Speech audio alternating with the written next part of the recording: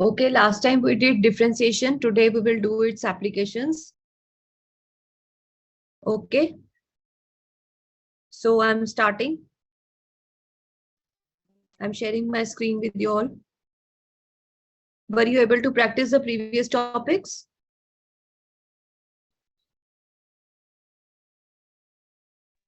Yes, ma'am. Were you Yes, able to ma'am. practice? Yes, ma'am. Which topic did you practice? Chain rule, Okay. quotient rules, all the questions, reciprocal rules, Any scalar problem? multiple rules. No, ma'am. Yes, continuity I will do later. It is a small topic I will do later. But today I'm going to do something important like applications of derivatives. Okay, so I'm sharing my screen. In last class we did differentiation. Any problem? Ma'am differentiation of parametrics form नहीं किया. कर लिया हमने. एक बार दोबारा समझा दीजिए. Okay, after the class, after this applications, I will come back to it.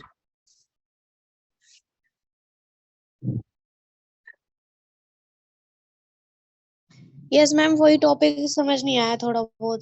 Parametric forms. Yes ma'am. Okay, I will discuss it after the class, after this topic. Okay. Okay ma'am. So let's see what is rate of change. Rate of change of quantities. What is the meaning of rate of change? Rate with respect to time. It is always calculated with respect to time. Rate of change means, otherwise we were finding out differentiation. हम लोग कैसे निकाल रहे थे? dy by dx से निकाल रहे थे. कोई भी function y होता था x का, तो we used to find dy by dx. Now at this point we will find dy by dt. dy by dt. So this will be, because y is a function of x. Y is equal to fx. Y is the function of x. And how do we denote dy by dx? F dash x. Is this clear to all? Yes ma'am. Is this thing clear to all?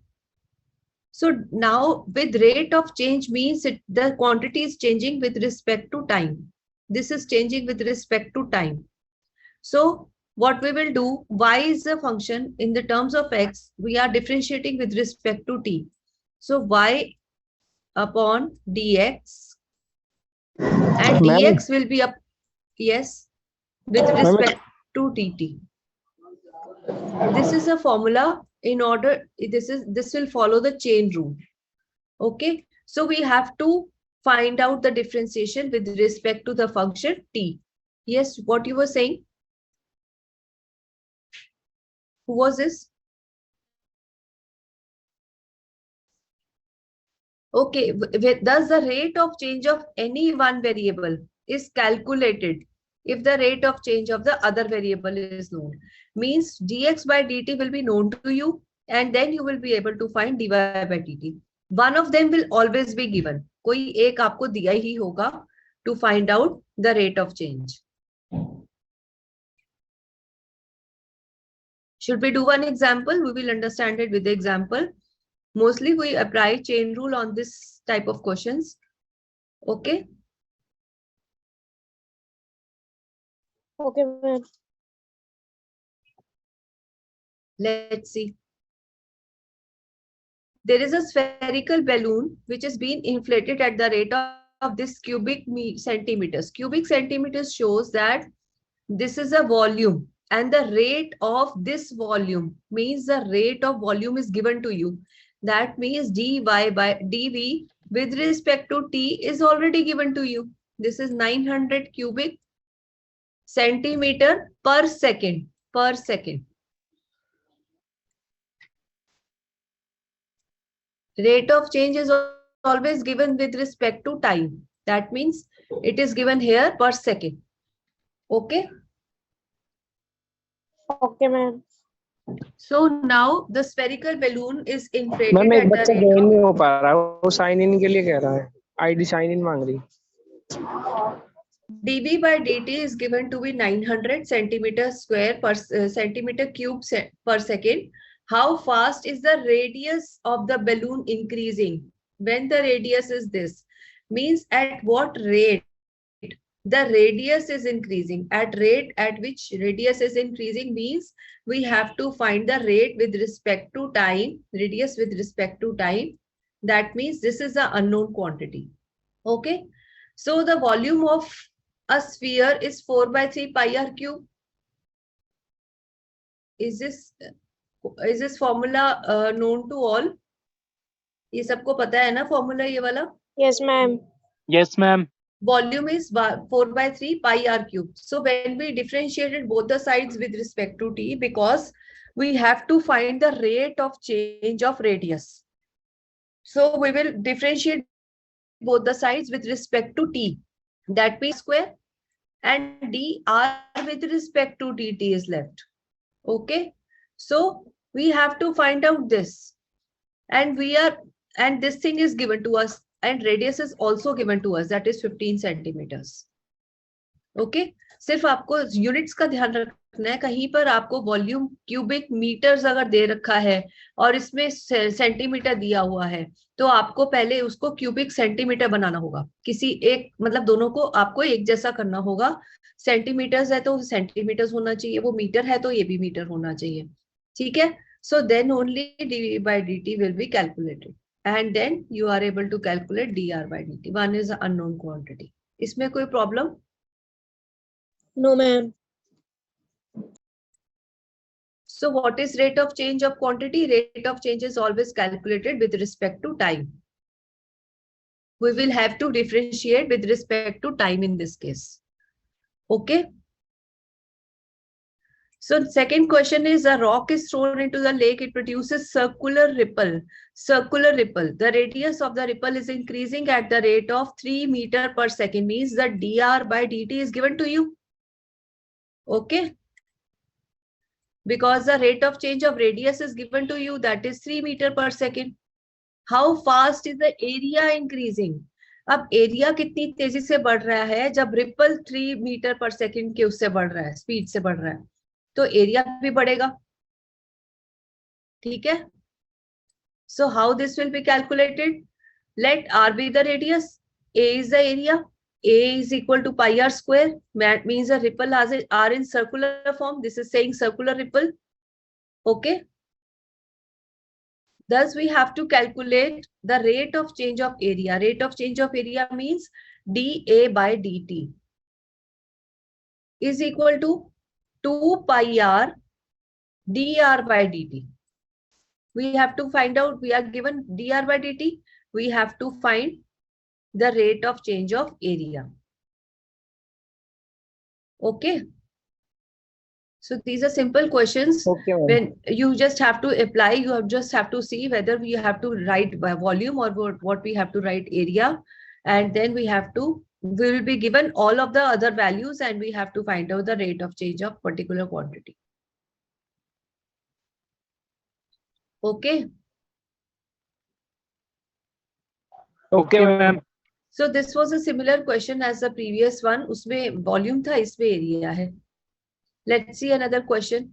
This is a little different question. If a moth ball evaporates at the rate proportional to its surface area, means the moth ball evaporates at the rate, means volume of a circular moth ball, spherical moth ball is 4/3 pi r cube. Now it is evaporating. Means if it's evaporating, that means the volume is coming less, surface area कम होगा अगर ये volume कम हो रहा है, because it is evaporating. Okay. So volume is dV by dt. This will be 4/3 pi into 3 r square dr by dt. Okay. dV by dt क्या होगा इसका? बताओ. dV by dt क्या होगा? Tell me. 4/3. ये तो कांस्टेंट्स है, 4 pi r square into 3 r square dr by dt. dr by dt. Okay. Okay, ma'am. So this will be cancelled. 4 pi r square will be left. This is 4 pi r square dr by dt. Now it says that we are given that the mothball is evaporating at the rate proportional to surface area. Means dV by dt is evaporating, means this quantity is changing. And with this, it is proportional to surface area. Surface area of a sphere is 4 pi r square. Okay. So it is decreasing. Decreasing means यहाँ पे negative sign आएगा. Okay. When the quantity is decreasing at the rate, then there is a negative sign. Ma'am attendance कब लगती है? Now the volume has to be calculated when we say it's proportional. Proportional means dV by dt is equal to some constant k. There is a minus sign over here, 4 pi r square. So this is your rate of change of volume, which is proportional to its surface area. Because it is increasing, so we have negative sign. And when we say it's proportional, there is a constant k taken. Okay. So Yes, we ma'am. have to find out the value of a constant that we are considering k. Now it says that what do we have to find in this question? We have to show that the radius is decreasing at constant rate, means r is equal to something negative. Something negative. We have to show that the area is decreasing. If the area is negative of surface area, so the radius is also negative. The rate of change of radius is also negative. Okay. So how do we show that? We will calculate both the sides. We will take this. We have taken dr by dt. dv by dt क्या था? ऊपर मैंने लिखा था 4 pi r square. dr by dt था is equal to minus k 4 pi r square. तो ये सारा का सारा 4 pi r square कैंसिल हो गया और यहाँ पे प्रूव हो गया कि rate of change of radius आपका नेगेटिव कांस्टेंट है और यही हमें प्रूव करना था that the radius is decreasing at the constant rate. Decreasing means negative है और कांस्टेंट है. इस क्वेश्चन में किसी को कुछ पूछना है? Yes ma'am. बोलो. मैम यहाँ ऊपर फॉर्मूले में पाई आर क्यू लिखा है और नीचे पाई आर स्क्वायर हो गया तो देखो पाई आर स्क्वायर सरफेस एरिया है. सरफेस एरिया बोल रहा है ना. सरफेस एरिया दे भी रखा है 4 पाई आर स्क्वायर. ऊपर में भी ऐसे ही हुआ दूसरे क्वेश्चन में.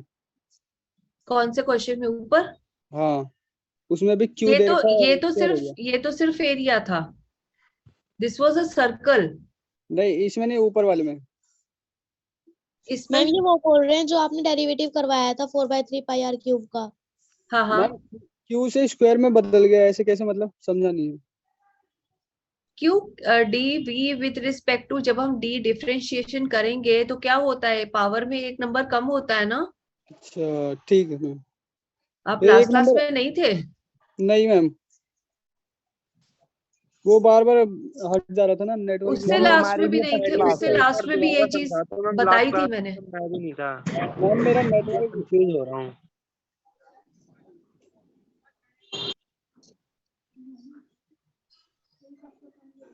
Okay. So any other thing you want to ask in this particular question or any three of the questions which we have done?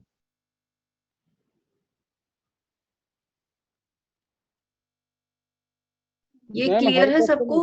Negative कैसे आया? Yes ma'am. मैम बोलो. जो ऐसे क्वेश्चन आएंगे उसमें पावर एक कम हो जाएगी क्या? डिफरेंशिएशन में एक पावर कम होती है. आप उससे लास्ट में भी नहीं थे क्लास में? लास्ट में तो नहीं थे. उससे लास्ट में भी नहीं थे. मैम मेरे यहाँ नेटवर्क एरिया थोड़ा लो है ना इसलिए दिक्कत हो रही थी. बार बार हट जा रहा था.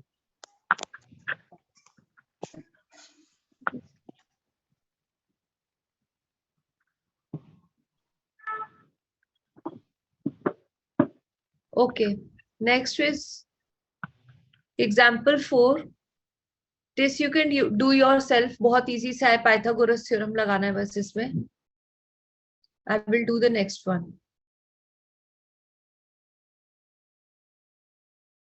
Fifth and sixth, both.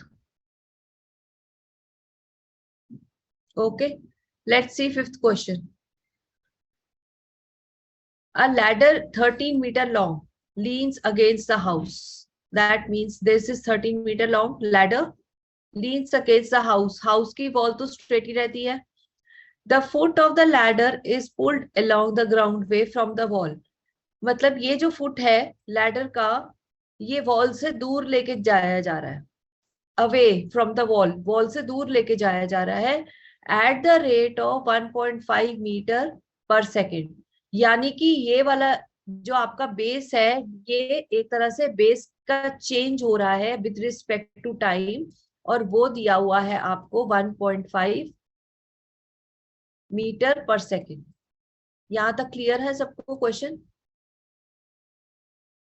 यहां तक क्लियर है? हमने मैम, यहां तक क्वेश्चन को रीड मैम करा. एक बार दोबारा एक्सप्लेन कर दीजिए. इस इंग्लिश को मैंने हिंदी में कन्वर्ट कर रहा है बस. एक लैडर है, एक लैडर यानी कि सीढ़ी है, 13 मीटर लॉन्ग है, और वो वॉल के अगेंस्ट लीन कर रही है. लीन मतलब कि वहां पे वॉल का सपोर्ट दिया हुआ है. The foot of the ladder is pulled along the ground. ये जो फुट है लैडर का, इसको पुल किया जा रहा है away from the wall. Wall से दूर ले जाया जा रहा है, और उसको दूर ले जाने का रेट ऑफ चेंज 1.5 मीटर पर सेकेंड दिया हुआ है. यानी कि अगर ये आपका बेस है तो dB by dt आपका दिया 1.5 मीटर पर सेकेंड. अब जो y डिस्टेंस है, this is a y distance is the top of the ladder, और जहां पे बॉटम ऑफ द लैडर आपका दूर ले जाया गया. ठीक है, this is y, this is taken as y, और यहाँ पे इस एग्जांपल में इसको x लिया गया एक तरह से. तो dx by dt आपको दिया गया है, दिस इज x. तो rate of change of distance from the wall, this is given. So let x be the distance of the bottom of the ladder from the wall. Okay, so एक तरह से ये right angle form हो रहा है, because wall और ground आपस में perpendicular है. Is this thing clear? Yes, ma'am. तो वॉल ये सीधी खड़ी होती है और ग्राउंड आपका हमेशा हॉरिजॉन्टल, तो ये दोनों आपस में 90 डिग्री है. और 90 डिग्री का मतलब है ये जो ट्रायंगल आपका फॉर्म हो रहा है लैडर के साथ, ये आपका 90, ये आपका राइट एंगल ट्रायंगल फॉर्म हो रहा है. तो आपका अगर ये अल्फा लिया गया है तो tan अल्फा क्या होगा? Height upon base. ओके, तो अब हमारा जो फंक्शन है, अगर हम इसको डिफरेंशिएट कर देते हैं, हमें फाइंड क्या करना है? How fast is the angle between the ladder and ground is changing. यानी कि जो एंगल अल्फा है वो भी साथ साथ चेंज होता जा रहा है, कम होता चला जा रहा है जैसे जैसे हम लैडर को दूर लेकर जा रहे हैं. तो लैडर को दूर लेकर जाओगे तो वो नीचे गिरता जाएगा ना. आप वॉल से लैडर को दूर लेके जाओगे, जितना पहले ऐसे खड़ा था, फिर और दूर ले गए, फिर और नीचे हो गया, फिर और दूर ले गए और नीचे चला गया, तो मतलब आपका ये एंगल छोटा छोटा होता चला जाएगा ना. ये देख रहे हो? तो आपका एंगल छोटा होता जाएगा जैसे जैसे आप लैडर को और खिसकाते जाओगे वॉल से दूर. राइट?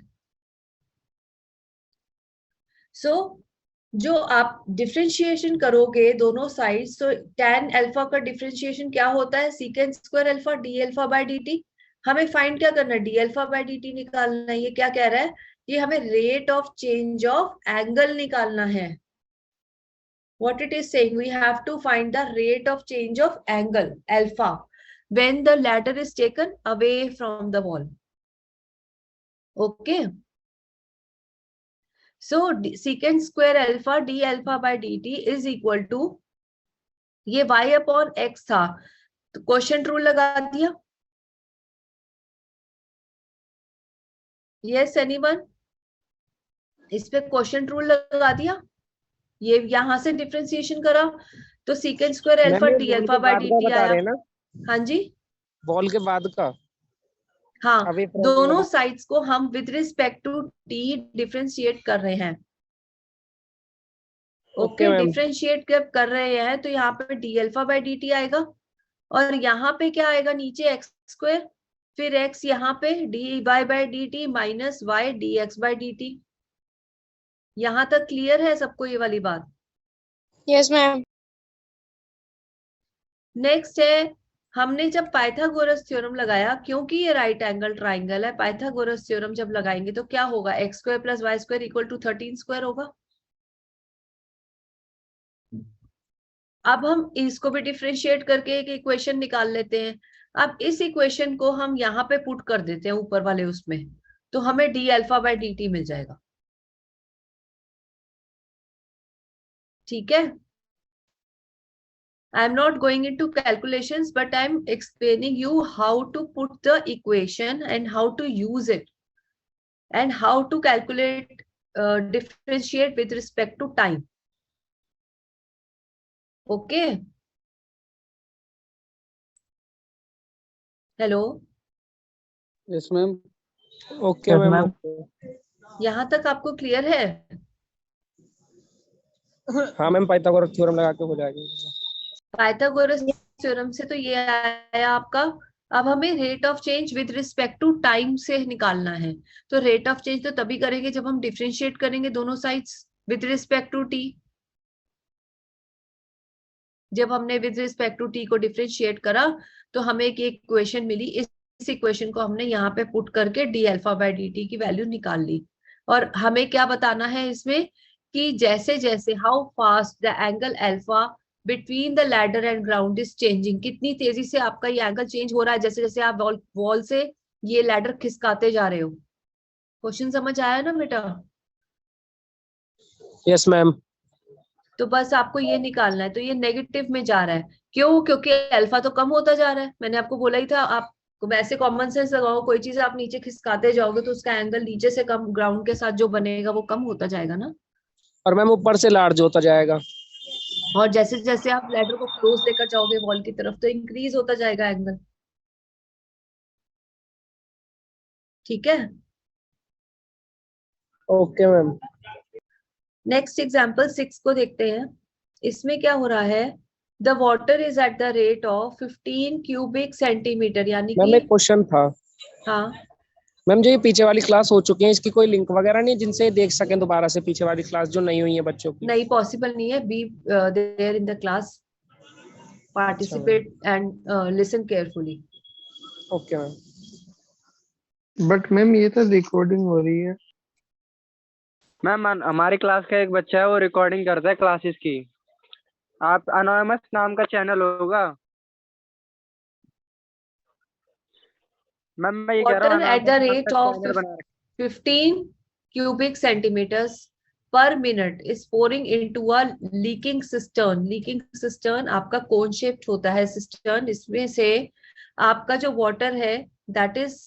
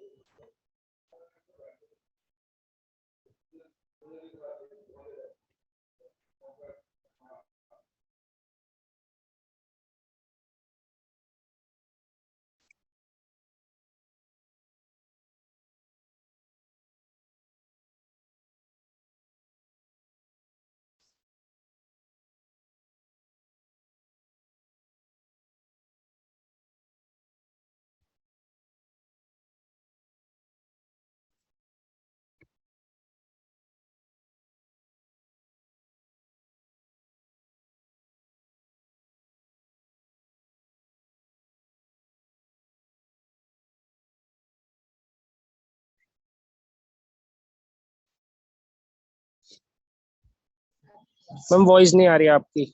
मैंने बोला ही कुछ नहीं है। अच्छा।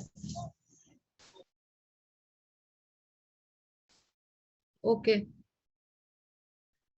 सो नेक्स्ट इज, इसमें वाटर आपका at the rate of 15 cubic centimetres it is pouring, यानी कि कम होता जा रहा है। ऊपर से वॉल्यूम कम होता जा रहा है, पानी ड्रॉप बाय ड्रॉप नीचे गिर रहा है। Eight the rate of 15 cubic centimeters per minute. It is pouring into a leaking cistern in the shape of cone. ठीक है, जिसका डेप्थ 16 सेंटीमीटर्स है, डेप्थ 16 सेंटीमीटर्स, यानी कि ये आपका डेप्थ 16 सेंटीमीटर्स है। ठीक है, यहां से पानी डाल रहे हैं और यहां से ड्रॉप बाय ड्रॉप गिर रहा है, वॉल्यूम कम होता चला जा रहा है। And 8 centimetres in diameter at top, ये पूरा 8 है तो या हाफ इसका 4 हो गया centimetre radius. At the time the water is 12 centimetre deep, जब पानी 12 सेंटीमीटर डीप पे पहुंचा, ये तो 16 है टोटल, तो 12 सपोज यहाँ पे पहुंचा। At the time when water is 12 centimeter deep, the water level is observed to be rising. तो देखा गया कि वाटर लेवल थोड़ा थोड़ा राइज होता हुआ भी दिखा, और यहां से तो निकल तो रहा ही है, पर बीच में यहाँ पे एक ब्रेक आया जिससे वाटर लेवल थोड़ा सा ऊपर चला गया। दैट मीन्स 0.5 सेंटीमीटर पर मिनट थोड़ा सा ऊपर चला गया। How fast is the water leaking out, तो वाटर कितनी तेजी से बाहर निकल रहा है। क्वेश्चन समझ आया। तो let h be the height of water, पहले तो वाटर की हाइट h थी और रेडियस क्या है 4 है, तो आपका जो वॉल्यूम है वाटर का वो कम होता जा रहा है, means the rate of change of volume is changing. ठीक है, सो dv बाई dt क्या होगा 1/3 पाई r स्क्वायर का 2 बाहर आ जाएगा, r h हो जाएगा dh by dt। Okay, hello Yes, ma'am. Okay ma'am. बेटा, rate of change of R square क्या है, आर स्क्वायर। अब ये देखो आर और एच में रिलेशन निकाला हुआ है, इधर क्या रिलेशन निकाला हुआ है कि आपका जो एंगल ओ सी डी है और ओ ए बी है, दोनों सिमिलर ट्राइंगल्स हैं, सिमिलर ट्राइंगल्स हैं। सिमिलर ट्राइंगल्स में क्या होता है, ratio of sides is proportional, ratio of sides जो होती है वो प्रोपोर्शनल होती है जब दो एंगल सिमिलर होते हैं। तो that means A B upon O A is equal to C D upon O C. तो साइड्स आपकी प्रोपोर्शनल है अगर दोनों एंगल्स आपके सिमिलर है तो। सिमिलर में क्या होता है, दो ट्राइंगल होते हैं वो सिमिलर कब होते हैं, जब उनका साइज से डिफरेंट होता है, बाकी सब प्रोपोर्शनल में जाता है। साइड्स साइड्स के रेशियो हमेशा प्रोपोर्शनल होते हैं। तो आपका ए बी क्या है, रेडियस है, सी डी क्या है, ये भी रेडियस है, ओ ए क्या है, ओ A is the H height जब पानी 12 तक पहुंचा, एंड ओ सी क्या है 16, पूरी जो डेप्थ है वो 16 है। तो आपका आर और एच में ये रिलेशन आ गया।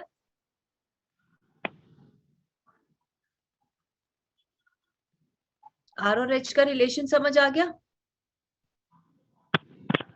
अब ये कहाँ हेल्प करेगा हमें, हम इसको वॉल्यूम में आर की जगह पे पुट कर देंगे तो डीवी बाई डी जब हम निकालेंगे तो हमारे पास सिर्फ यहाँ पे डी आर बाई डी होगा, जो कि इस तरह से हम डिफ्रेंशिएट कर सकते हैं। ठीक है, तो आपका rate of change of volume आ जाएगा उससे, वही हमें निकालना था।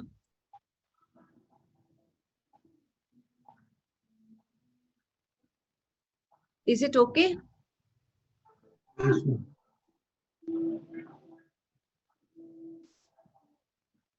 नेक्स्ट भी बिल्कुल सेम क्वेश्चन है।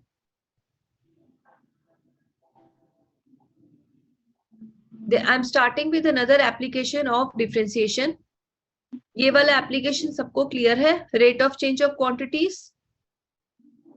First one is rate of change of quantities, second is increasing decreasing, and third is maxima minima. ये तीन एप्लीकेशंस आपकी डिफरेंशिएशन की हैं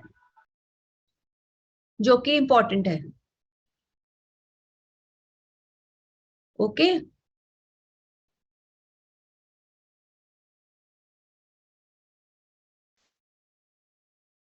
yes, if you want to ask something.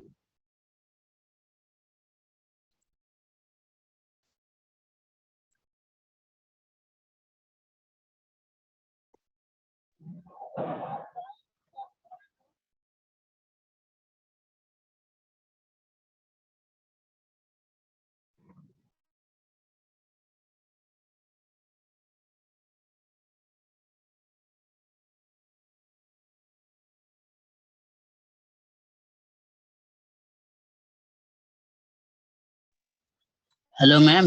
Yes, वो मैम ये जो आप चैप्टर पढ़ा रहे हो इसके बाद वाला जो इंटीग्रेशन वाला चैप्टर है क्या मैम वो आ रहा है या नहीं आ रहा सब कुछ आ रहा है, है?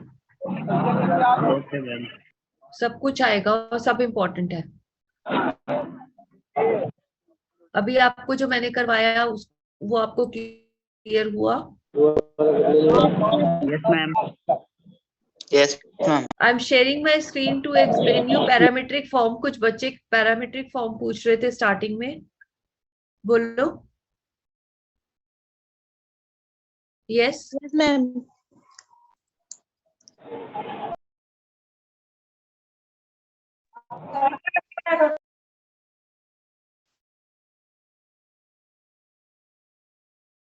Yes, okay, I am sharing parametric form with you. Parametric form में दो वैल्यूज एक्स और वाई आपको दी होंगी अलग अलग। सपोज ये 280 है और ये 80 स्क्वायर है।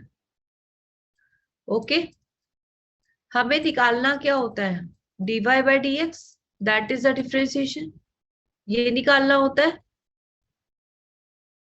Yes, ma'am. Then x is equal to 280, y is equal to 280 square. तो हमारे पास x भी t की फॉर्म में, y भी t की फॉर्म में है, तो हम क्या निकालेंगे? सबसे पहले dx बाई dt निकालेंगे। What will be this? 2a, a is a constant, और dy बाई dt भी निकालेंगे। It will be 2. It will be 280 with respect to t कर रहे हैं ना, ठीक Yes, है। ma'am. हमें क्या चाहिए? dy बाई dx चाहिए। तो dy बाई dx क्या होता है? This is equal to dy by dt into dt by dx, ये होता है। Yes, ma'am. चेन रूल में किया था हमने। तो dy बाई dt क्या है? 280। Okay, Yes, ma'am. Multiply dt by dx, यानी कि इसका रेसिप्रोकल क्या होगा? 1 by 2a. 2 है। ये और ये गया तो t रह गया। Yes ma'am. मिल गया हमें आंसर। Okay, ma'am. जिन बच्चों ने पैरामीट्रिक फॉर्म पूछा था उनको ये क्लियर है? Yes, ma'am. Yes ma'am. This is the way you are going to do the question. आपको नोट करना है तो फिर से शेयर करूं क्या? Yes, ma'am. एक बार शेयर कर दीजिए. I am giving you 2 minutes, 2-3 minutes to note it down.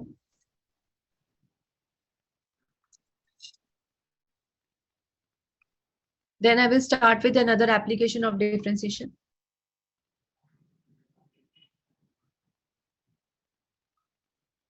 Done, ma'am.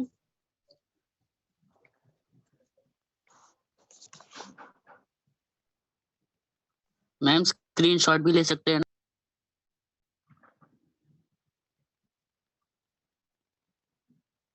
जो मैंने लिखना है तो लिख लो।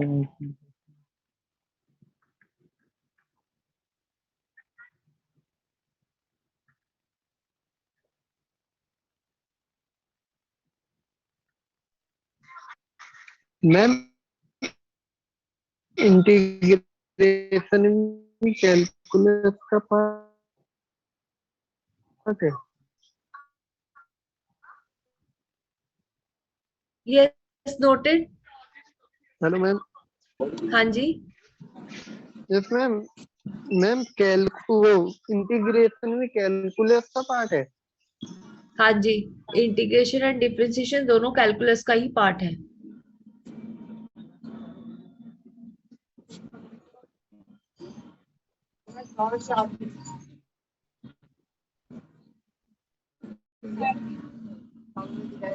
Okay, I'm coming back to the applications again.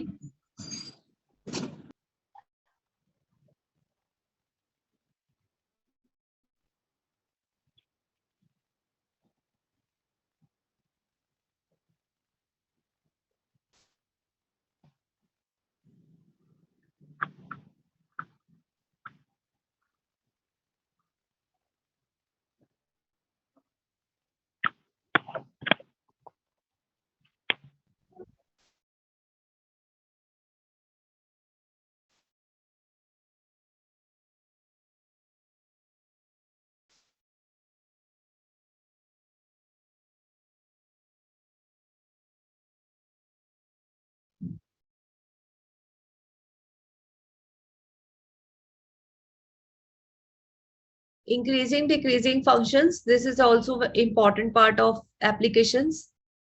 See, how do we call increasing or a function to be increasing or decreasing in any interval? Interval means range, x1 से लेकर x2 या a से लेकर b. तो ये जो range होती है, जब आपको क्लोज्ड इंटरवल दिए जाते हैं और मैं कहती हूँ there is some a lies between x1 and x2, तो इसका मतलब क्या होता है कि x1 is less than equal to a and a is less than equal to x2. x2 आपकी मैक्सिमम रेंज है और x1 आपकी मिनिमम रेंज होती है. ठीक है, तो लेस देन इक्वल टू कब लगता है? जब आपके दोनों साइड्स पे क्लोज्ड इंटरवल शो होता है स्क्वायर ब्रैकेट से. जब आपका ओपन इंटरवल होता है तो राउंड ब्रैकेट होता है. x1 से लेके x2 तक अगर मैं कहूंगी ये आपकी रेंज है, एक साइड से क्लोज्ड ब्रैकेट है स्क्वायर वाला और दूसरी साइड से राउंड ब्रैकेट है. तो यानी कि अगर a इन दोनों के बीच में लाई करेगा तो क्या होगा? x1 is strictly less than a less than equal to x2. अब आप ये नोटिस कर रहे हैं चेंज, जहां पे स्क्वायर ब्रैकेट लगता है वहां पे लेस देन इक्वल टू होता है, जहां राउंड ब्रैकेट होता है वहां पे स्ट्रिक्टली का साइन आ जाता है. ठीक है, तो आपको इन चीजों का ध्यान रखना है कि आपको स्क्वायर ब्रैकेट दिया हुआ है या फिर राउंड ब्रैकेट दिया हुआ है. दोनों साइड राउंड होगा तो दोनों में स्ट्रिक्टली का साइन आएगा. ओके, ये बात क्लियर है सबको? नेक्स्ट इज, इसमें हम किसी भी फंक्शन को इंक्रीजिंग या डिक्रीजिंग कब बोलते हैं किसी भी इंटरवल के अंदर? जब हमारा x1 x2 से छोटा है. Suppose x1 is less then x2 और हमारा फंक्शन ऑफ x1 भी फंक्शन ऑफ x2 से छोटा है. फंक्शन ऑफ x2 से छोटा है, अगर ये इसको इम्प्लाई करता है तो यानी कि यह हमारा फंक्शन डिक्रीजिंग फंक्शन है, सॉरी इंक्रीजिंग फंक्शन है. क्यों? क्योंकि ये देखिए इंटरवल आपका 0 है, यहाँ पे आपका 1 है, यहाँ पे आपका 5 है. x1 ये है, x2 ये है. f of 1 पे वैल्यू आपकी f of 1 पे सपोज आपकी वैल्यू आती है 2 और f of 5 पे आपकी वैल्यू आती है 6. यानी कि इंक्रीजिंग वैल्यू ऑफ x के साथ आपका फंक्शन भी इंक्रीज कर गया, फंक्शन की वैल्यू भी इंक्रीज कर गई, तो उसको कहते हैं इंक्रीजिंग फंक्शन. और अगर इंक्रीजिंग के साथ आपका फंक्शन का साइन उल्टा हो जाता है तो उसको कहते हैं डिक्रीजिंग फंक्शन. ये बात समझ आई? Hello, is this clear to all? When we find that x2 is greater than x1 and function of x2 is also greater than function of x1, then the interval is said to be increasing. The value of x is said to be increasing. Function is said to be decreasing when the value when this sign gets reversed. ये sign उल्टा हो गया. Okay, so decreasing का मतलब ये आप देख रहे हो ग्राफ में, it is decreasing एंड यहाँ पे जाके सेम रह गया, जहाँ पे सेम रह गया वो कांस्टेंट है. कांस्टेंट का मतलब ना तो इंक्रीज हो रहा है ना डिक्रीज हो रहा है फंक्शन, और यहाँ पे स्ट्रिक्टली इंक्रीज होता चला जा रहा है. Let's see example of this particular graph. f(x) equal to 3x plus 2 है. हमें प्रूव करना है कि ये फंक्शन इंक्रीजिंग है, इंक्रीज कर रहा है. तो हम कोई भी रैंडमली x1 और x2 दो वैल्यूज ले लेंगे x एक्सिस पर, तो फंक्शन ऑफ एट x1 निकालेंगे. पहले हम इसको डिफरेंशिएट करेंगे and then we see that x1, अगर हमारा x1 x2 से छोटा है तो 3 of x1 3 of x2 से भी छोटा होगा, और 3 of x1 में अगर मैं कोई नंबर 2 ऐड कर दूंगी जो कि ये फंक्शन है 3 of x2 प्लस 2, तब भी ये छोटा रहेगा. तो यानी कि यहां से हमने जब स्टार्ट किया था तो हमारा साइन तो चेंज हुआ ही नहीं, यानी कि इंक्रीजिंग वैल्यू ऑफ x के साथ आपका फंक्शन भी इंक्रीज ही कर रहा है. तो इसका मतलब ये फंक्शन आपका इंक्रीजिंग फंक्शन है. Okay. Hello. Okay ma'am. Is this जी, ma'am. example clear? Next देखते हैं, show that this is decreasing in this interval. ये इंटरवल में क्या शो हो रहा है कि अगर आपका कोई भी x, a, b, c, t कुछ भी वैल्यू इस इंटरवल को बिलोंग करती है तो वो वैल्यू आपकी नेगेटिव है। क्यों? क्योंकि आपका माइनस इंफिनिटी ओपन इंटरवल है, minus infinity strictly less than some t less than equal to 0, यानी कि आपका जो t है वो इंफिनिटी तक वैल्यू से एक नंबर कम लेगा, स्ट्रिक्टली लेस रहेगा और 0 वैल्यू वो ले सकता है। इसका मतलब यही है, अभी हमने समझा था ओपन इंटरवल क्लोज इंटरवल, उसके अकॉर्डिंग। ओके।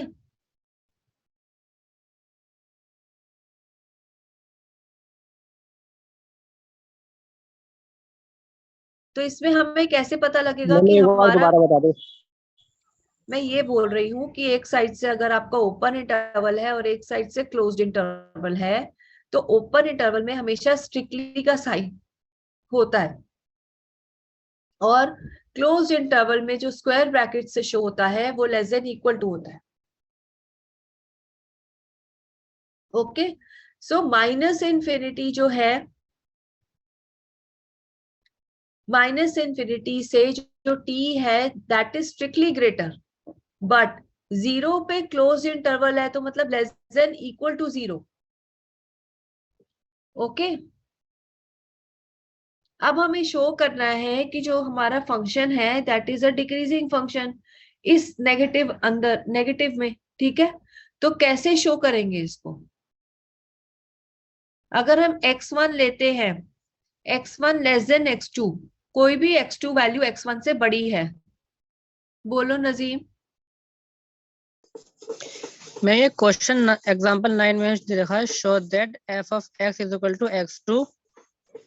इसमें f का क्या मतलब हुआ? f का क्या मतलब हुआ? f is a function. f यानी फंक्शन, ठीक है। x2 से x1 छोटा है, there are two values x1 which is less than x2 means the x1 is a starting value, x2 is the final value। और अगर हम दोनों साइड स्क्वायर करते हैं तो x1 square is greater than, मतलब इसका साइन अब चेंज हो गया x1 x2। अगर आप नॉर्मल तरीके से देखो तो x1 अगर 2 इज लेस देन 3, 3 2 से बड़ा है, और जब मैं x1 को यहां से बड़ा करूंगी तो यहाँ पे 4 इंटू 6 हो जाएगा, ये ऐसे हो जाएगा।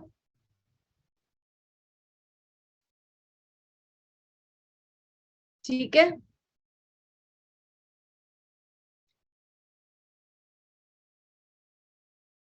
और कुछ नंबर्स के लिए क्या होता है, ये इससे बड़ा हो जाता है, x1 स्क्वायर बड़ा हो जाता है कुछ नंबर्स के लिए x1 x2 से। तो यानी कि ये दोनों साइड्स ऑपोजिट बिहेव कर रहा है। तो यानी कि ये जरूरी नहीं है कि x1 अगर x2 से छोटा है तो x1 स्क्वायर भी x2 स्क्वायर से छोटा ही होगा। तो in case of negative numbers, अगर मैं कोई नेगेटिव नंबर यहाँ पे ले आती हूँ तो ये साइन तो नेगेटिव ऐसे हो जाएगा ना, साइन तो नेगेटिव ऐसे हो जाएगा। If I take a negative number here for x1, ठीक है, तो आपका साइन रिवर्स हो जाएगा। That means your function is decreasing in minus infinity to 0। Okay.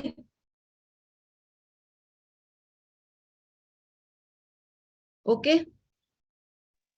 So this is how the function is decreasing when it takes opposite values. It takes the positive becomes negative. That means f is started decreasing.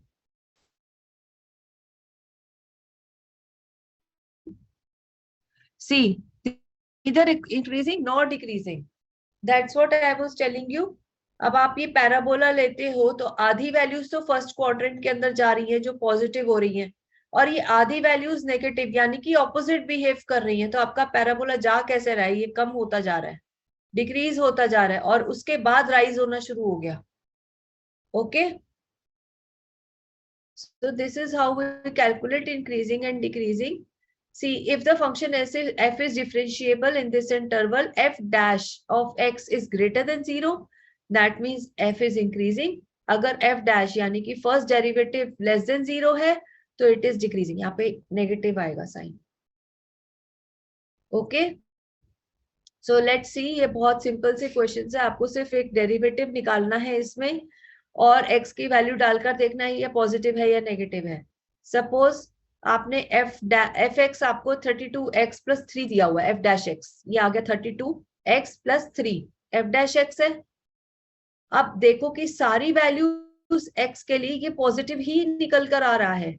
अगर x आप negative लेते हो तभी negative होगा, otherwise नहीं होगा। ठीक है, अगर आप 0 पे लेते हो तो 3 आएगी, वैल्यू पॉजिटिव होनी शुरू हो जाएगी, यानी कि ये फंक्शन जो है आपका इंक्रीज करता चला जा रहा है, 0 से स्टार्ट होकर ये इंक्रीज करता चला जा रहा है।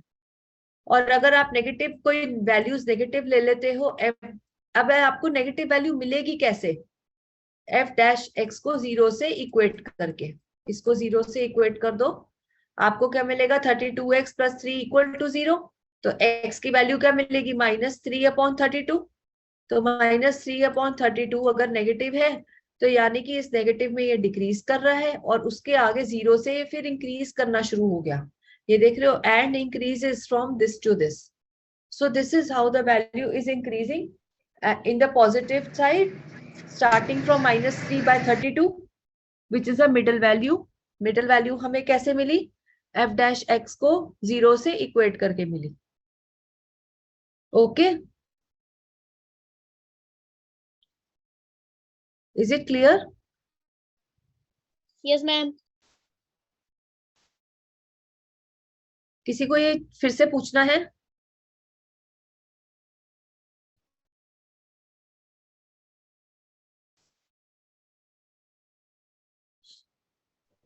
नेक्स्ट इज, इसमें बाकी सब क्वेश्चंस भी सेम तरीके से करने हैं आपको। सबसे पहले स्टेप 1 आपका होगा f डैश एक्स निकालना, स्टेप 2 होगा f डैश एक्स को 0 से इक्वेट करना। ओके, 0 से इक्वेट करोगे तो आपको मिलेगा क्या? x मिलेगा, और x की वैल्यू पे अब आप देखो कि 7/10 जो आ रही है, इससे पीछे जाते हो, -∞ से 7/10 तक जाते हो तो कैसे बिहेव करता है आपका फंक्शन, और 7/10 से बढ़ा लेते हो तो कैसे बिहेव करता है। तो बस आपको इंटरवल लिख देने हैं कि इसमें ये इंक्रीजिंग डिक्रीजिंग है, इसमें ये डिक्रीजिंग इंक्रीजिंग है, क्या है और कौन से इंटरवल। इंटरवल कैसे पता लगेगा? x की वैल्यू से स्टार्ट होकर पता लगेगा, जब आप -∞ से 7/10 तक जाओगे या फिर 7/10 से ∞ तक जाओगे।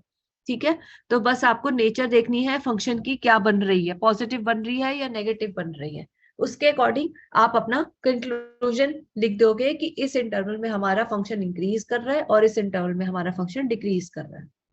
ये बात समझ आई? ये सब क्वेश्चंस एक ही तरीके से करने हैं। हेलो,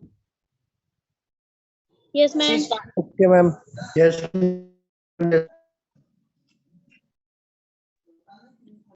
अब ये देखते हैं एग्जाम्पल 12 का फर्स्ट पार्ट।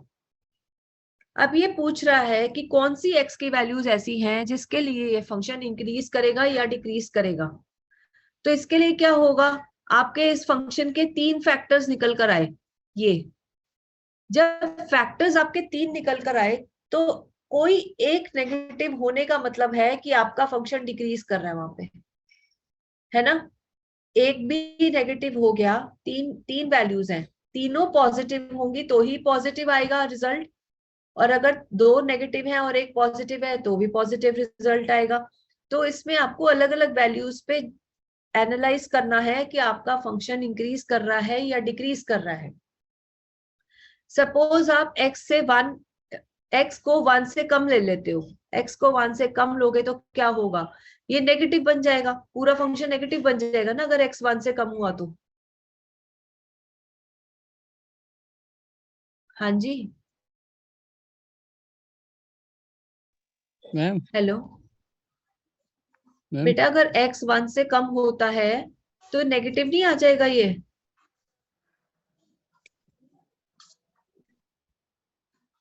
हाँ जी बेटा, मैं ये Yes, कह रहा ma'am. था, आगे समझ. बोलो। यहाँ पे क्यों आएगा ना? हाँ, यहाँ स्क्वायर लिखा है ना, यस, 2 ही आएगा। कैसे? ऊपर क्यू लिखा है। मैम वो कह रहे हैं क्यूब बेटा आएगा वहाँ ये पे ऊपर 4x फंक्शन देखो ना क्यूब। क्या लिखा है, x4 minus 8x cube plus 22x square minus 24x plus 21। तो ये 4 नीचे आ गया ना, x क्यूब हो गया। हाँ मैम वहाँ पे स्क्वायर लिखा हुआ है। अच्छा गलत लिखा हुआ है, ये क्यूब ही है। ओके।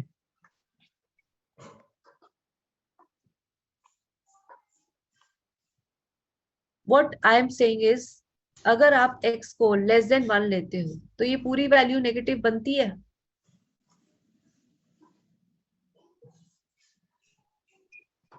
ये पूरी वैल्यू नेगेटिव बनती है।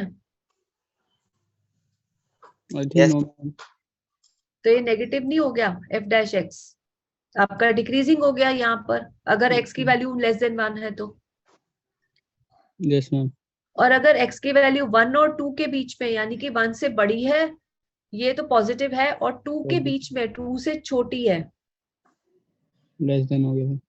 2 से छोटी, ये माइनस हो गया और ये भी माइनस हो गया, तब भी 2 माइनस मिलके प्लस बन जाएगा। Yes ma'am. तो ये आपका f dash x greater than 0 हो जाएगा अगर आपकी x की वैल्यू 1 और 2 के बीच में है तो।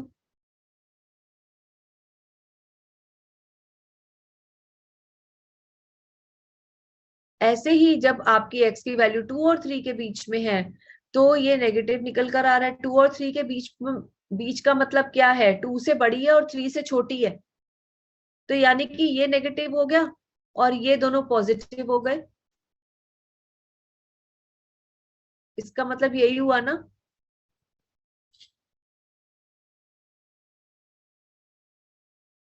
बोलो। Yes ma'am. Yes ma'am. How many of you agree कि 2 और 3 के बीच में लाई करेगा तो आपका पूरा फंक्शन f डैश x जो है वो नेगेटिव हो जाएगा। Yes ma'am. ओके। अगर 3 से बड़ी है तो पूरा ही पॉजिटिव है, जो कि चौथा केस है। तो जब फैक्टर आएंगे आपके f डैश x की, इस तरह से फैक्टर्स आएंगे, तो फैक्टर्स में जो भी नंबर्स होंगे 1 2 3 जैसे इसमें आ रहे हैं, आप उन दोनों के बीच में 1 से कम 1 से ऊपर, आपको हर जगह का एनालाइज करना होगा कि कहाँ पे इंक्रीज कर रहा है कहाँ पे डिक्रीज कर रहा है, जैसे इसमें किया हुआ है, 4 चीजें लेके किया हुआ है। तो ये क्वेश्चन थोड़ा सा इस तरीके से करना है आपको जब आप फैक्टर्स बनाओगे। ओके।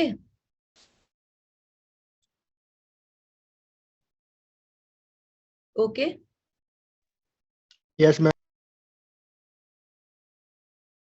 नेक्स्ट, ये सभी क्वेश्चन सिमिलर हैं इंक्रीजिंग डिक्रीजिंग के, सिर्फ हमें एक इंटरवल निकालना होता है जहां पे हमें फंक्शन की वैल्यू चेंज होती हुई नजर कहां से आएगी, जब हम f डैश x को 0 से इक्वेट करेंगे।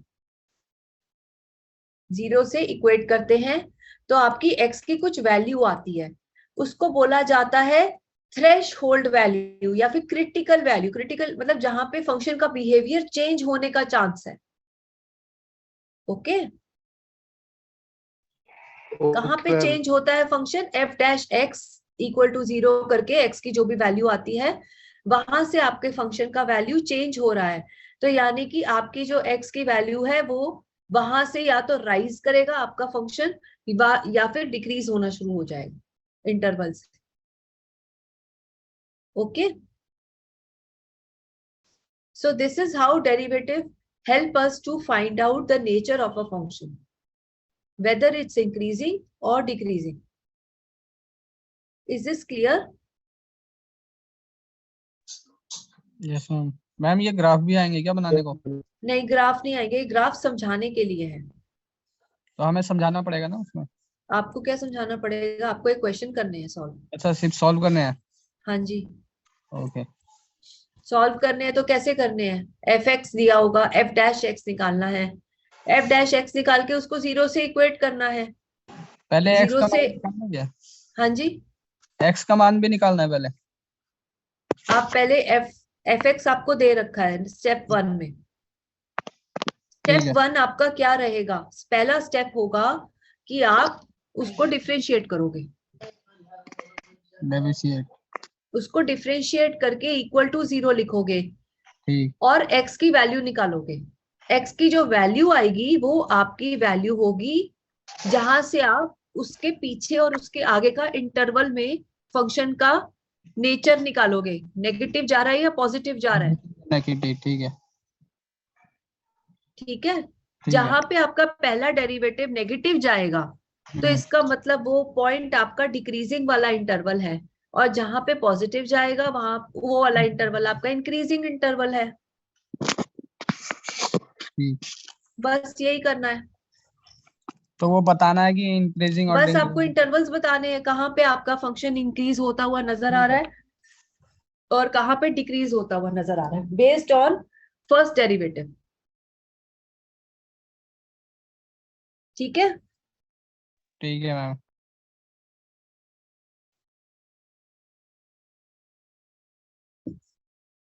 कुछ और पूछना चाहता है और कोई? इंक्रीजिंग डिक्रीजिंग से रिलेटेड कुछ पूछना चाह रहे हो तो पूछ सकते हो।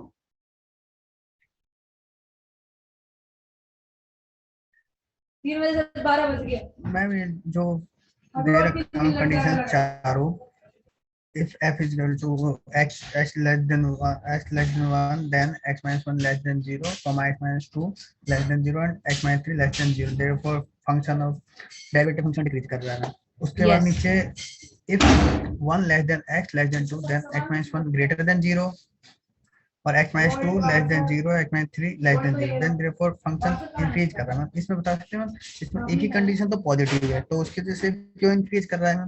दो तो नेगेटिव जा रहे हैं ना, लेस देन। आप 2 और 3 वाले की बात कर रहे हो ना? ये एग्जांपल 12 का नीचे दे रखा है।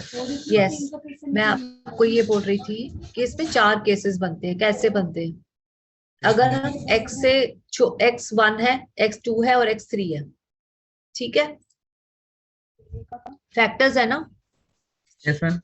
तो x अगर 1 है तो माइनस इंफिनिटी से 1 तक देखोगे कि क्या हो रहा है फंक्शन f डैश x में क्या हो रहा है। अगर 1 से कम है तो 1 से कम कोई वैल्यू लेके देखो, जैसे कि -2 या -1 या फिर 0, तो क्या होगा? x को जब 0 पुट कर दोगे तो नेगेटिव हो जाएगा ना पूरा फंक्शन, -1 आएगा यहाँ पे। Yes ma'am. अगली वैल्यू आप लेते हो 1 और 2 के बीच में, यस मैम।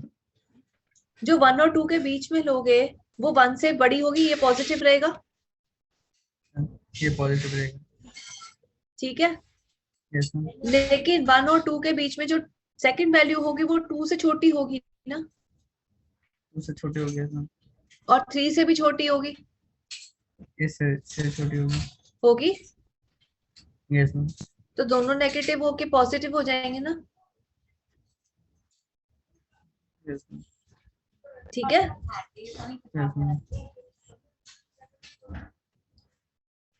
अगली वैल्यूज देखो 2 और 3 के बीच में, 2 और 3 के बीच में जब वैल्यू लेंगे तो ये नेगेटिव हो जाएगा, लेकिन ये पॉजिटिव रहेगा और ये भी पॉजिटिव रहेगा। ये लिखा है ना नेगेटिव हो गया,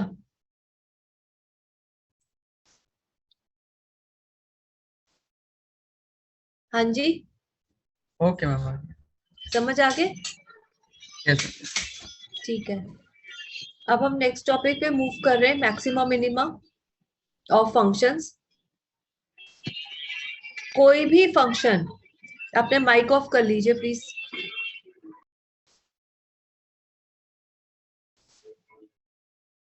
कोई भी फंक्शन आपको f दिया हुआ है डिफाइंड ऑन इंटरवल i, ठीक है।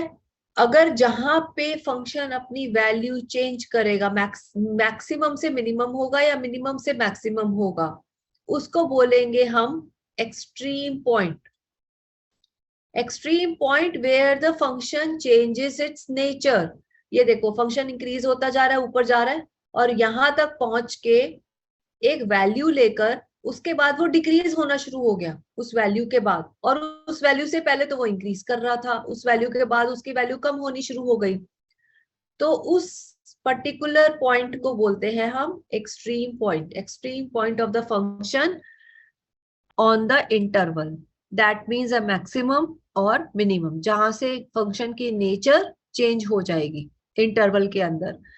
जैसे आपका एफ सी आपका मिनिमम कब होता है, जब जहां पर एफ एक्स, कोई भी आप एफ एक्स ले लो, एफ सी उन सबसे कम है, एफ सी उन सबसे कम है, ये आपका एक्स है। और अगर ये आपका एक्स है और एफ सी सारी वैल्यू से बड़ी है, ऐसे सारी वैल्यूज बड़ी होती जा रही है, ये पहले कम था फंक्शन, यहां तक पहुंच के उसकी नेचर चेंज हो गई और वो फंक्शन इंक्रीज होना शुरू हो गया। तो यानी कि ये सारी वैल्यूज जो भी हम लेते चले जाएंगे सी की वैल्यूज, ये इस पर्टिकुलर पॉइंट से बड़ी होती चली जाएंगी। तो यानी कि एफ मैक्सिमम अटेन कर रहा है अपनी वैल्यू। मेरी बात समझ आ रही है? जब हम एफ को किसी इंटरवल आई में डिफाइन करते हैं, क्रिटिकल पॉइंट एफ सी निकालते हैं। एफ सी कैसे निकालेंगे, उसका एक मेथड है, डेरिवेटिव मेथड। एफ सी निकालेंगे और हम देखेंगे कि वो वाला जो एफ सी है वो फंक्शन की एक्स की सारी वैल्यूज इंटरवल में जो हमने ली है उससे छोटा है या बड़ा है। अगर उससे छोटा है तो आपका फंक्शन मिनिमा है, और अगर बड़ा है तो आपका फंक्शन मैक्सिमा है।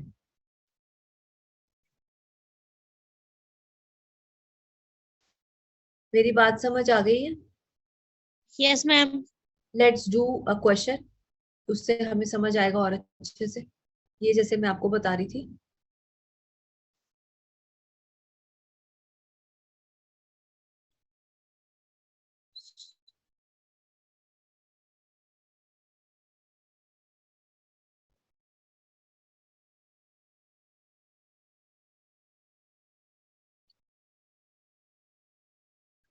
See, example 14. We have to find absolute maximum and minimum of these functions.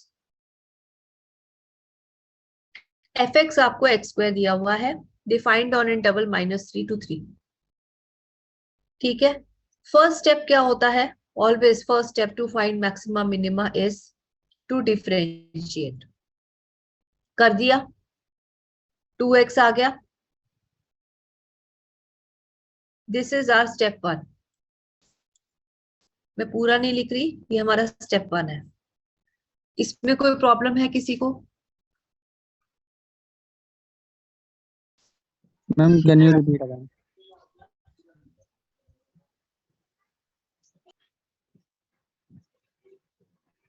जब भी हमें कोई फंक्शन दिया होता है और उसका हमें एब्सोल्यूट मैक्सिमम मिनिमम निकालना होता है इंटरवल्स में, हम फर्स्ट डेरिवेटिव निकालते हैं। Step 1, first derivative of F x क्या होगा? एक्स स्क्वायर का 2x। स्टेप 2 हम लोग करेंगे क्रिटिकल वैल्यू निकालेंगे या फिर एक्सट्रीम वैल्यू निकालेंगे। 2x इक्वल टू 0 इक्वेट कर देंगे 0 से, तो आपका x क्या आया?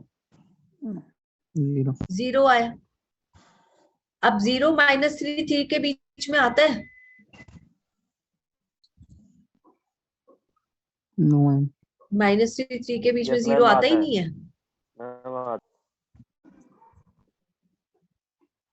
अब आप फंक्शन की नेचर देखिए कि -3 में फंक्शन पॉजिटिव था, 9 था, 0 पे 0 था, फिर 3 पे फिर 0 था, फिर 9 था, पॉजिटिव था। तो फंक्शन की वैल्यू कम कहाँ हुई? कहाँ पे कम हुई? 0 पे कम होती नजर आई आपको? तो 0 का पॉइंट जो है वो हमारा एब्सोल्यूट मिनिमम है, यही तो निकालना था हमें। एब्सोल्यूट मिनिमम निकालो या मैक्सिमम जो भी आता है निकालो। तो 0 पे तो मिनिमम आ रहा था, क्योंकि 0 पे फंक्शन 0 वैल्यू ले लेता है, मिनिमम वैल्यू ले लेता है।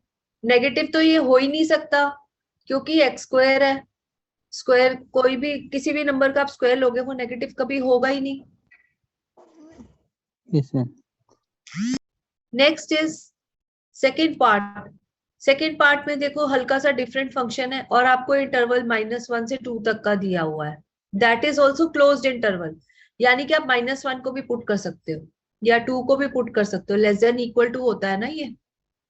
Step 1 differentiate the function, differentiate करके step 2 equal to 0। Equal to 0 करा, x की दो वैल्यूज आई 0 और 1, 0 और 1 इन दोनों में लाई करते हैं, बिल्कुल करते हैं। मैम यहाँ पे एक मिस प्रिंट है, वहाँ पे 12x स्क्वायर आप मिसप्रिंट मत बताइए, I am explaining you something, first focus on that. पहले आप फोकस कीजिए कि मैं बता क्या रही हूं आपको, मिसप्रिंट बाद में देखेंगे।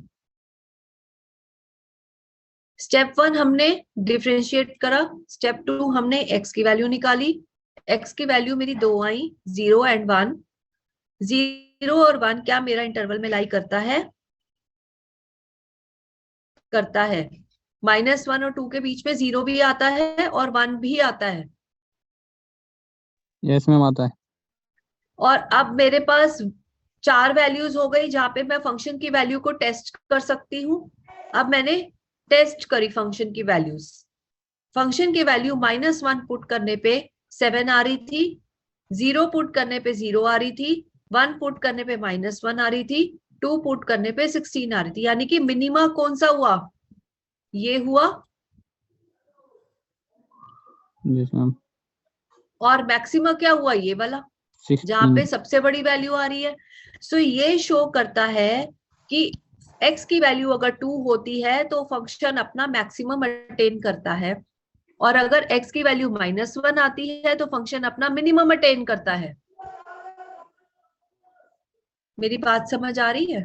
यस मैम आ रही है। ये इस तरीके से आपको सॉल्व करना है। Step 1 differentiate, step 2 equal to 0 करके x की value. Step Karan Negi, don't draw on my screen please.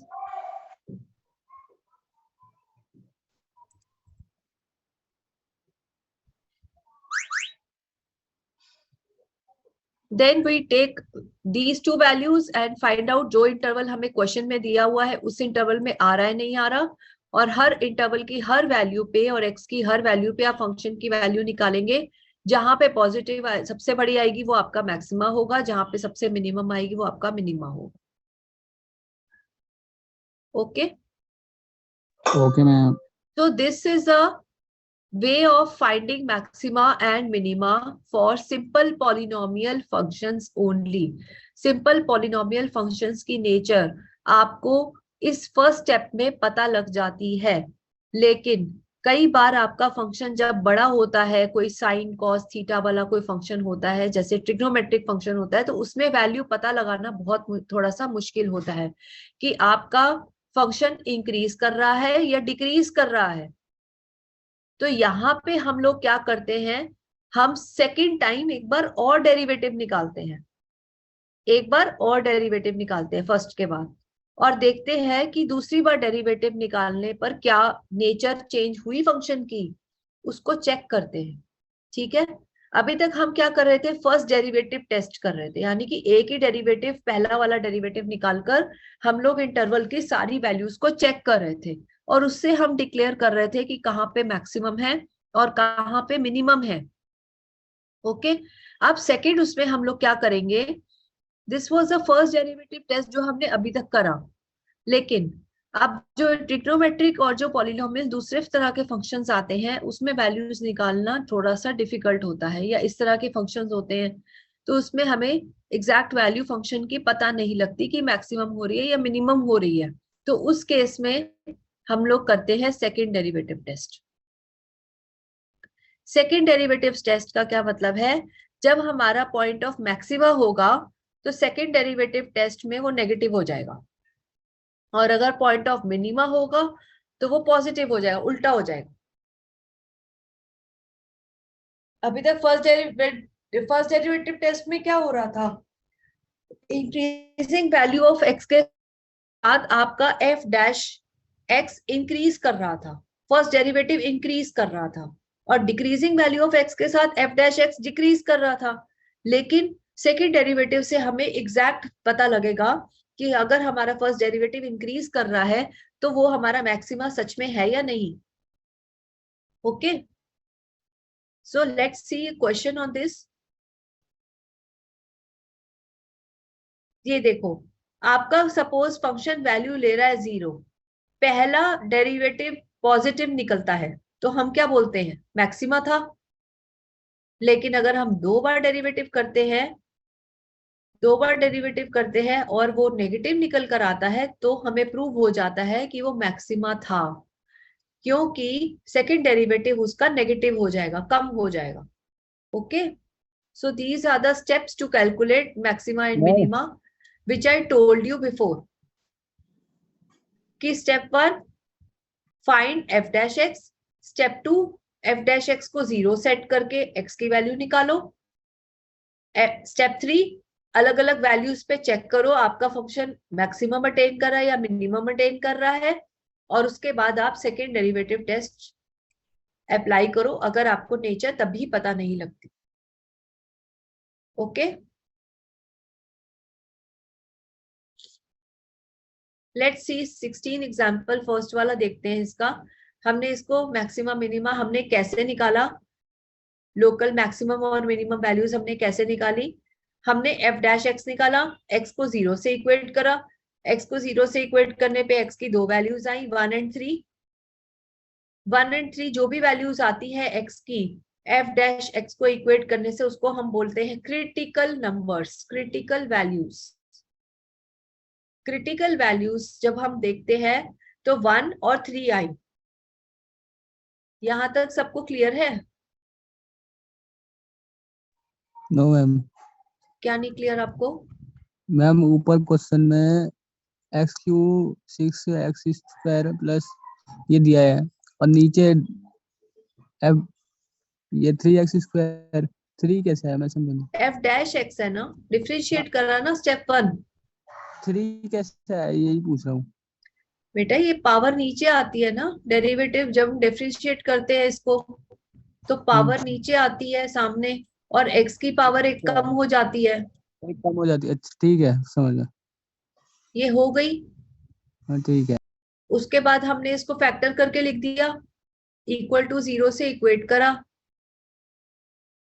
करा तो एक्स की 2 वैल्यूज बन रही हैं 1 एंड 3। मैम एक बार और एक्सप्लेन करिएगा जरा। फर्स्ट स्टेप मैंने आपको क्या बताया था, बताओ कौन बोल रहा है ये? Tell me your name.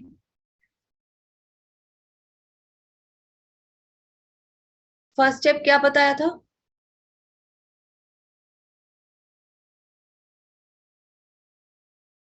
चुप क्यों कर गए?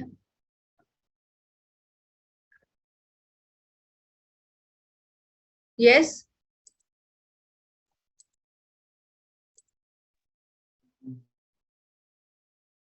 Who was asking question? फिर से बताइए कौन बोल रहा था?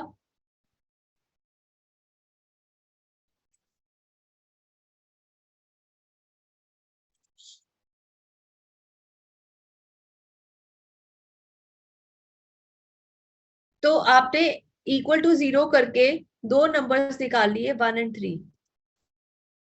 1 and 3 are your critical values और एक्सट्रीम वैल्यूज बोलते हैं।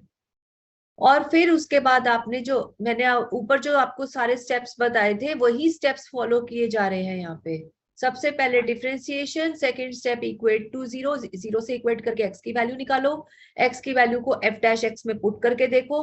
वो पुट करके देखा तो फर्स्ट डेरिवेटिव जब हमने 1 पर लिया तो पॉजिटिव आ रहा था, यानी कि हमारा 1 क्या है, एक पॉइंट ऑफ मैक्सिमा है। क्यों? Local maxima at x equal to 1। क्यों? क्योंकि उस पे वैल्यू हमारी 0 से बड़ी आ रही है। और 3 पे लोकल मिनिमा है। क्यों? क्योंकि x की वैल्यू उस पे एफ डैश एक्स की वैल्यू उस पे नेगेटिव जा रही है, इसलिए हम उसको पॉइंट ऑफ मिनिमा बोलते हैं।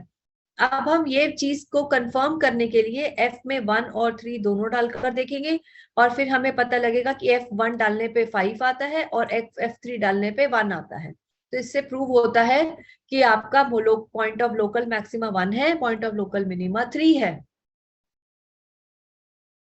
ठीक है, इसमें आपको एक डेरिवेटिव टेस्ट से पता लग गया कि इस फंक्शन का मैक्सिमा मिनिमा क्या है। कई बार आपको नहीं पता लगता है फर्स्ट डेरिवेटिव से, जैसे कि इसमें क्या हुआ, 10 पर कई बार वैल्यू सेम आती है फंक्शन की, तो फर्स्ट डेरिवेटिव से हमें क्लियरली नहीं पता लगता कि पॉजिटिव वैल्यू ले रहा है या नेगेटिव वैल्यू ले रहा है। उसमें हम लोग फिर सेकेंड डेरिवेटिव निकालते हैं। ठीक है, तो इसमें भी फर्स्ट डेरिवेटिव में आपको पता लग रहा है, फर्स्ट वाले क्वेश्चन में भी, सेकंड में भी। Let's see the next one, जिसमें हमें दो डेरिवेटिव निकालने पड़ रहे हैं ताकि हमें पता लगे।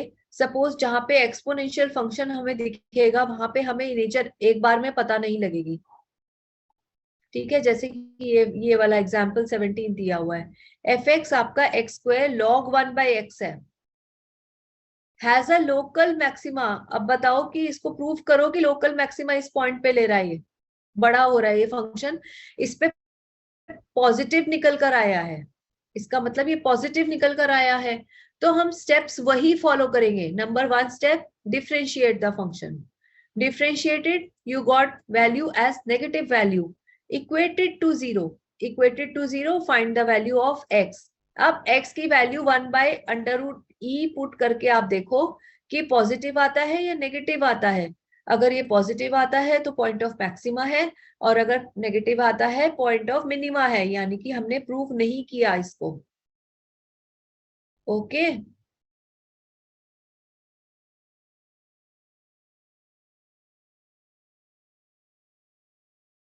Okay ma'am. मैम हाँ जी, ये जो sine of X Q minus minus दे रहा है, ये रहा, इस ग्राफ बना हुआ है, कहाँ पे? ये ऊपर फिगर 27 ऊपर, ये वाला? नहीं ऊपर। ये तो इस हाँ, क्वेश्चन का है। नहीं तो ऐसे अगर आया तो ये भी हमें शो करना होगा ना। ये आएगा नहीं, ये आपको ऐसे आपको सिर्फ बताने के लिए दिखाया हुआ है। आप ठीक। बताओगे, लिखोगे इसको कि साइन ऑफ एक्स क्यूब क्या बनेगा। आपके पास एक्स की इसमें दो वैल्यूज आई, एक 10 और एक 10 6, ठीक है, 6। एक 10 आई और एक 6 आई। नहीं तो मैम, आप, माइनस में आया ना। हाँ, माइनस में एक 10 आई और एक 6 आई। ठीक है। एक भी वैल्यू अगर नेगेटिव होती है इसमें, तो नेचर ऑफ फंक्शन क्या बनेगा, वो नेचर बता रहा है यहाँ पे अच्छा ठीक। कि एफ डैश एक्स पे कैसे फर्क पड़ेगा अगर एक्स की वैल्यू 10 या 10 से कम है, एक्स की वैल्यू 6 या 6 से कम है, तो आपके फंक्शन पे क्या साइन आएगा। तो जहां पे सारे पॉजिटिव मिलेंगे आपको, वो फंक्शन उधर आपको इंक्रीज होता हुआ नजर आ रहा है, इंक्रीज होएगा, ठीक। और जहां पे आपको तीनों नेगेटिव है, तो वो 3 डिक्रीज नेगेटिव होएगा। का मतलब आपका आंसर नेगेटिव में आया ना, तो इसका मतलब आपका फंक्शन वहां पे डिक्रीज होता जा रहा है। ठीक। आपको सिर्फ एक एनालाइज करना है और उसको उसको लिखना है, एक्सप्रेस करना है। तो इसमें इस तरीके से एक्सप्रेस किया हुआ है बुक में। आप ओके। चाहो तो इसको अपने वर्ड्स में लिख सकते हो कि f has minimum value at x equal to 0 and has maximum value at this point, and this is a point of local maxima, this is a point of local minimum। इस तरीके से काम करना।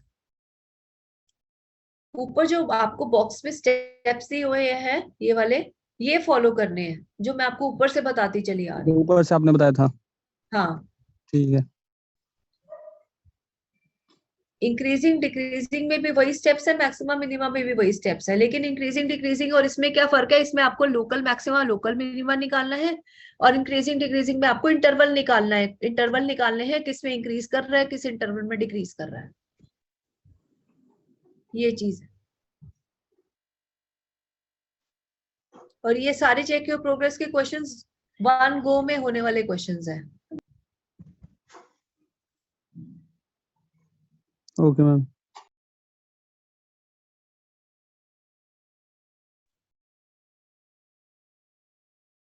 ओके, ये तो ऊपर के answers है चेक योर प्रोग्रेस के। इसमें कोई कुछ पूछना चाह रहे हैं तो बच्चे कुछ आप देखिए, इसको पूछिए, क्वेश्चंस कोई पूछना चाहते हैं तो, नहीं तो फिर मैं इंटीग्रेशन स्टार्ट करूंगी।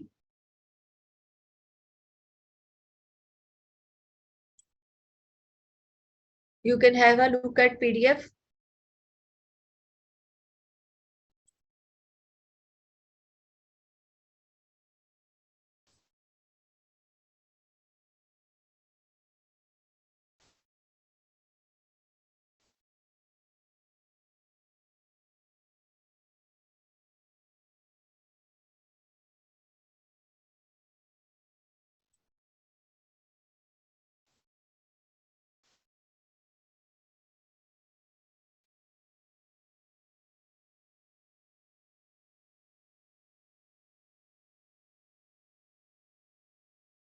Yes.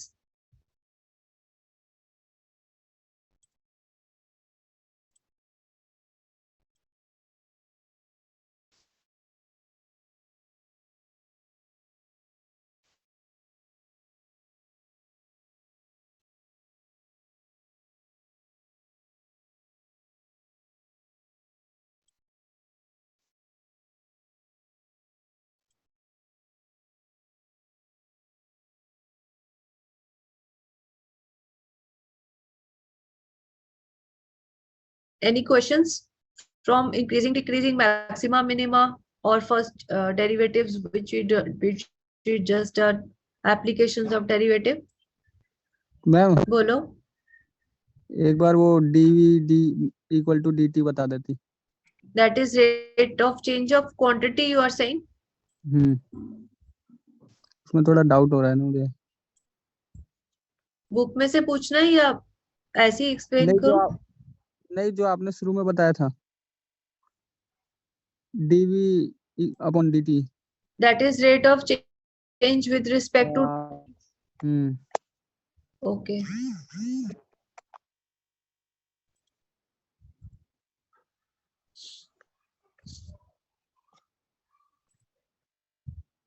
I'm opening it. Just wait for 2 minutes.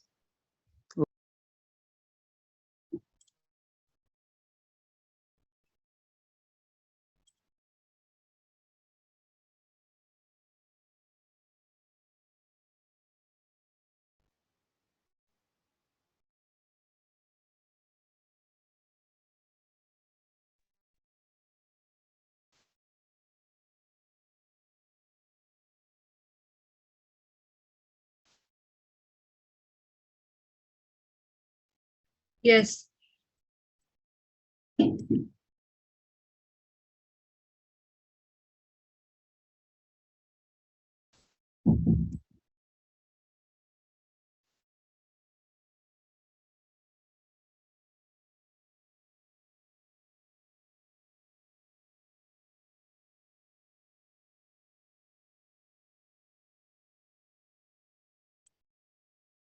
Is my screen visible?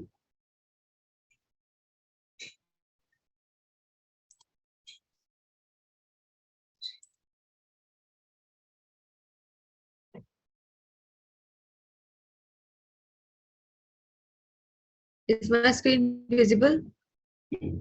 Yes, ma'am.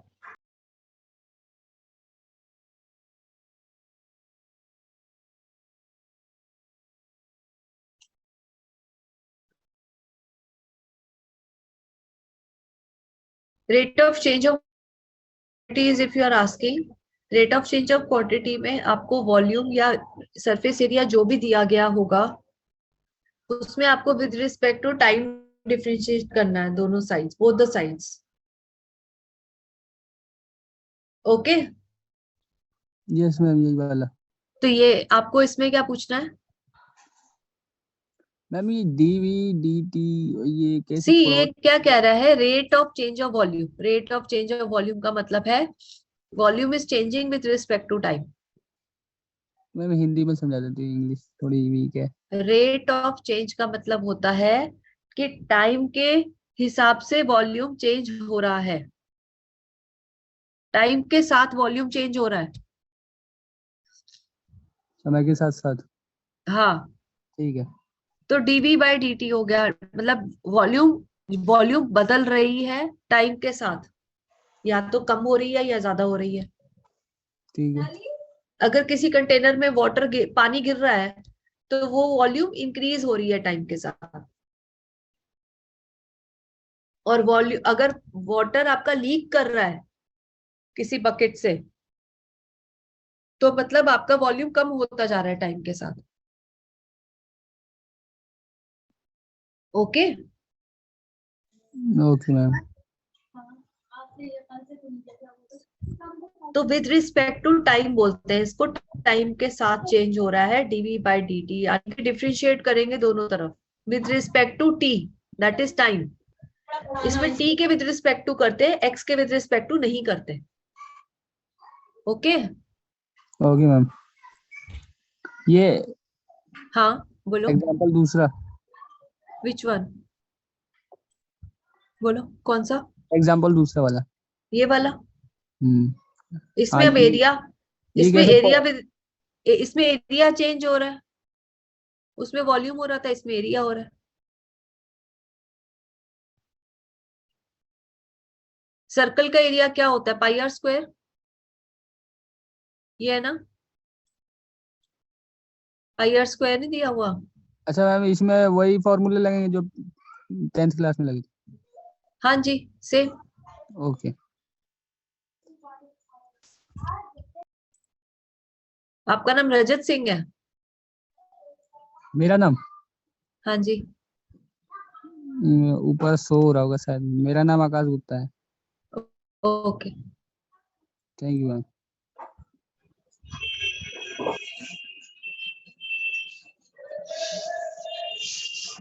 I am opening next unit, that is integration.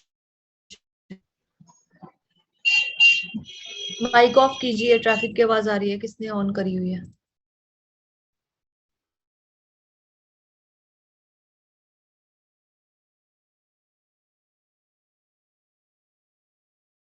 Next आपका है, इसमें I am sharing my screen, third block, third unit. Is it visible? See, अभी तक differentiation में जो हम कर रहे थे, we were just now consider inverse of that differentiation. उल्टा करेंगे अब हम डिफरेंशिएशन का, ठीक है? डेरिवेटिव निकालने का एंटी डेरिवेटिव निकालेंगे, अगेंस्ट डेरिवेटिव, मतलब डेरिवेटिव से उल्टा क्या आता है। डेरिवेटिव में हम क्या कर रहे थे? पावर एक कम हो रही थी, जो भी एक्स की पावर होती थी वो सामने आ जाती थी, और एक्स की पावर में एक नंबर कम हो जाता था। यही हो रहा था डिफरेंशिएशन में। Yes ma'am. अब इंटीग्रेशन में हम ऑपोजिट करेंगे, यानी कि एंटी डेरिवेटिव करेंगे, उसमें एक पावर बढ़ा देंगे, ठीक है? तो इंटीग्रेशन के ये रूल्स हैं। ये आपके सारे फॉर्मूलाज इंटीग्रेशन के दिए हुए हैं इस टेबल में, 73 नंबर पेज पे। अगर आपका डिफरेंशिएशन में किसी कांस्टेंट का हम डिफरेंशिएट करते हैं तो 0 आता है। अगर इस d बाय डी एक्स को आप इक्वल टू के उधर ले जाओगे तो वो इंटीग्रेशन बन जाएगा। इंटीग्रेशन 0 का क्या होता है with respect to x? Differentiation हम विद रिस्पेक्ट टू एक्स निकाल रहे थे, इंटीग्रेशन भी हम विद रिस्पेक्ट टू एक्स कर रहे हैं, और जब ये d by d x right side पे गया तो ये इंटीग्रेशन बन गया, यानी कि integration of 0 with respect to dx is constant 1 होता है वैसे, ये दिया हुआ। इसी d बाई डी एक्स को आप इधर ले गए तो क्या हुआ? x की पावर n प्लस 1 हो गई अपॉन n प्लस 1। अभी मैंने आपको बताया था कि x की पावर इंक्रीज, एक ज्यादा हो जाएगी, इसमें एक कम हो रही है, इसमें एक ज्यादा हो जाएगी, इसमें मल्टीप्लाई n हो रहा है, इसमें नीचे आ जाएगा n plus 1। Okay, so it is just the opposite of differentiation. हम इसको एंटी डेरिवेटिव भी बोलते हैं, ठीक है? हमने देखा था log x का 1/x बन रहा था डिफरेंशिएशन। इंटीग्रेशन अगर हम 1/x का लेंगे तो क्या होगा? log x आएगा। e रेस्ट पावर x का differentiation e rest power x ही रहता था, हमने लास्ट टाइम देखा यही था। तो अब डिफरेंशिएट करेंगे तब भी वही रहेगा, हम उसके आगे एक कांस्टेंट c ऐड कर देते हैं बस। ओके, अब a rest power x dx देखा था हमने, तो इसमें क्या होगा? a rest power x upon log a, ठीक है? आई am sharing with you all the formulas chat में, मैं या इसमें इमेज भेजती हूँ मैं आपको, इसमें सारे फॉर्मूलाज मेंशन नहीं है। Let's see how we do it. मेरे को 2 मिनट दीजिए, मैं सारे फॉर्मूलाज इंटीग्रेशन के निकाल लेती हूँ एक बार।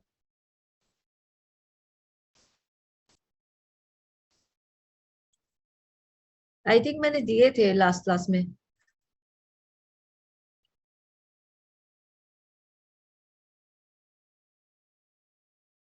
दिए थे ना लास्ट क्लास में, किसी बच्चे को याद है?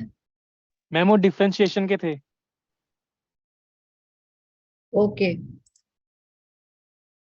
हम साइड में इंटीग्रेशन के भी थे उसमें, सेम पेज था वो।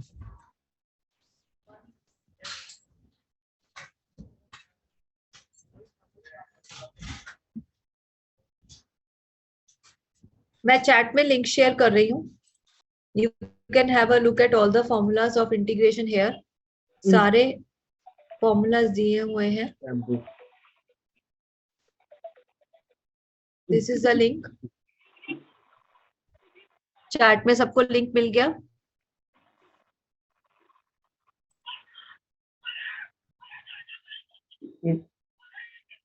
tan का डिफरेंशिएशन सीकेंट स्क्वायर होता था। सीकेंट का क्या होगा? tan। कोसिकेंट स्क्वायर एक्स आपका कॉट का माइनस कोसिकेंट स्क्वायर एक्स होता था, तो कोसिकेंट स्क्वायर एक्स का क्या होगा? Minus cot. ठीक है, तो ये आपको सारे साइन का कॉज होता था। अब इसमें क्या हो रहा है? साइन का माइनस कॉज, इसमें कॉज का साइन आ गया। ये उल्टा हो रहा है सारा। जो हमने डिफरेंशिएशन में करा था, हम जब डिफरेंशिएट करते थे साइन को तो क्या आता था? कॉज आता था। इसमें जब कॉज को इंटीग्रेट करेंगे तो साइन आएगा। ठीक है, आप ये फॉर्मूला सारे पढ़ के रखिए। नेक्स्ट क्लास में हम we will start doing questions of integration. Have you got the link? सबको मिल गया? Yes ma'am.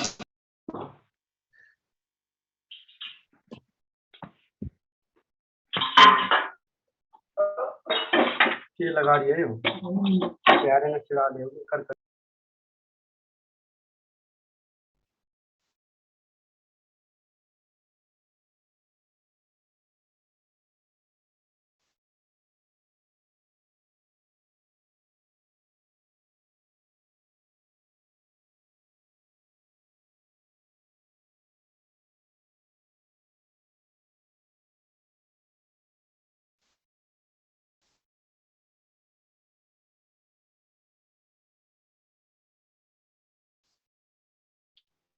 So next class में we will start doing formulas.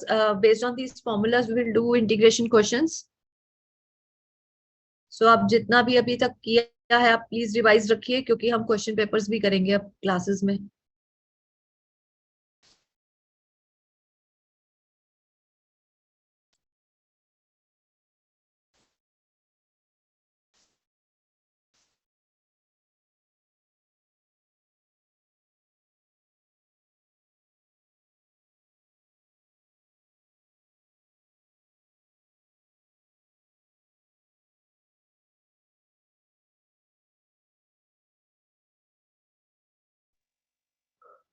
Ma'am attendance link भेज रहे हैं आपको लिंक।